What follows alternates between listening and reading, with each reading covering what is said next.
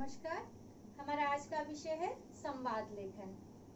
संवाद जब हम अपने मन के भावों को बोलकर व्यक्त करते हैं या दो से अधिक व्यक्ति जब आपस में बातचीत करते हैं तो उसे वार्तालाप या संवाद कहते हैं। और जब यही संवाद को हम लिपिबद्ध करते हैं या लिखते हैं तो वह संवाद लेखन कहलाता है। संवाद को और अच्छे से समझने के लिए आइए हम एक छोटा सा उदाहरण देखते हैं। एक धनुष टूट गया तो उसमें इतना क्रोध करने की क्या बात है? हमने तो बचपन में कई धनुइयां तोड़ डाली, उस समय तो किसी ने क्रोध नहीं किया था। राजा के छोकरे, तनिक होश में बात कर। विश्व भर में सम्मानित महाशिव धनुष को बच्चों की धनुरियों के बराबर समझता है। ये वो धनुष है जिससे शंकर ने त्रिपुरारी का वध किया था।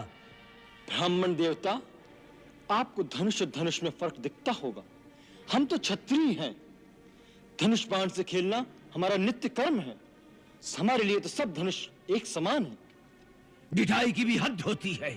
लगता है तुझे अपने जीवन से मोह नहीं रहा। मुझे मोह है कि नहीं, परंतु आपको इस पुराने जीर्ण धनुष से बहुत मोह दिखाई देता है, जिसके टूट जाने पर आप बच्चों की तरह बिलबिला रहे हैं।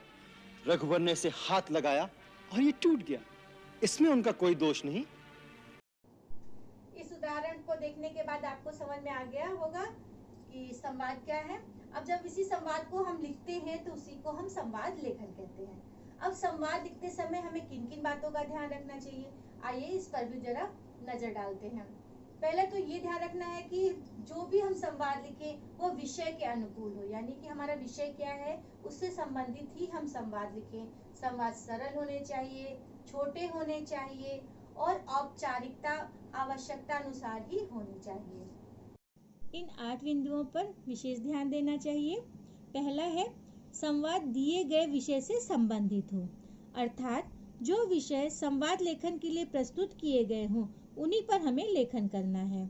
दूसरा है संवाद छोटे, स्वाभाविक और रोचक हों, क्योंकि अधिक लंबे संवाद वार्तालाप की रोचकता को समाप्त कर देते हैं और वार्तालाप को अधिक उबाऊ बना देते हैं। इसलिए संवाद छोटे और स्वाभाविक होने चाहिए और रोचकता भी होनी चाहिए।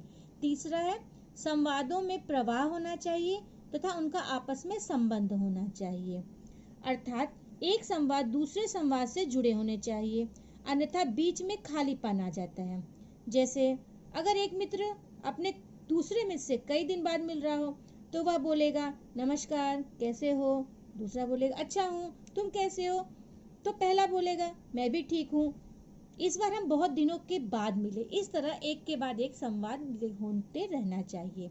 चौथा है भाषा विषय और पात्रानुकूल हो, अर्थात पात्र जैसा हो उसी के अनुरूप भाषा होनी चाहिए।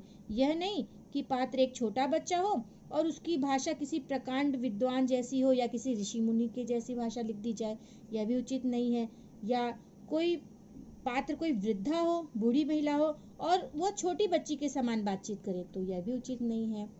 पांचवा है औपचारिकता अपेक्षित नहीं। जैसा कि मैंने पहले भी बताया था कि औपचारिकता की वहीं आवश्यकता होगी जहां पर पात्र आपस में औपचारिक होंगे या एक दूसरे को कम जानते होंगे। जब एक बेटी अपने माँ से बात करेगी तो क्या वह औपचारिक रहेगी? नहीं, वह अनौपचारिक रहेगी। इसलिए स्थान, पात्र, इन सब का ध्यान रखते हुए तब हमें औपचारिकता का प्रयोग करना है। छठा है आत्मीयता लाने के लिए उचित संबोधनों का प्रयोग किया जाना चाहिए।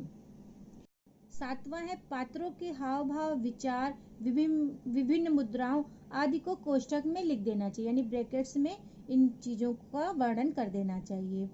आठवां है उचित विराम चिन्हों का प्रयोग होना चाहिए। इसके अतिरिक्त भी कुछ और बातें हैं जिनका हमें ध्यान रखना चाहिए, जैसे कि भाषा असभ्य नहीं होनी चाहिए। कई बार बच्चे आपस में असभ्य भाषा प्रयोग करते हैं तो लिखते समय ये ध्यान नहीं देते और असभ्य भाषा का भी लेखन कर देते हैं। इनको नहीं करना चाहिए। इसके अलावा पात्र का नाम पहले लिखते हैं और उसके बाद डैश लगाते हैं और उसके बाद जो भी संवाद लेखन करना है वह करते हैं। इन सबको हम एक उदाहरण के द्वारा समझते हैं। यहाँ पर एक उदाहरण दिया है, 2 मित्रों के बीच संवाद है जिसमें एक मित्र विनायक है, दूसरा सुधीर है। समाज में बढ़ते अपराध के बारे में आपस में बातचीत कर रहे हैं।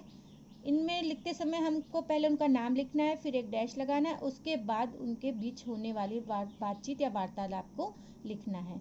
विराम चिन्हों का भी प्रयोग किया गया है। इन सब बातों को ध्यान में रखते हुए हम एक कुशल संवाद लेखक बन सकते हैं।